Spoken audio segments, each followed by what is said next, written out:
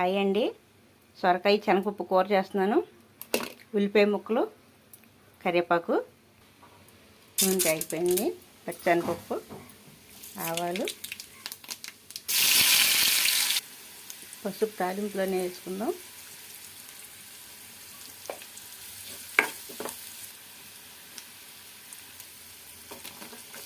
సొరకాయ ముక్కలండి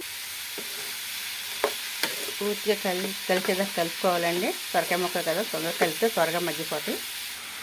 కూరకు సరిపడా సాల్ట్ అండి, కూరకు తగినంత కారం అండి. మనం కొంచెం ఎక్కువ తింటే ఎక్కువ, తక్కువ తింటే తక్కువ, మన ఇష్టం.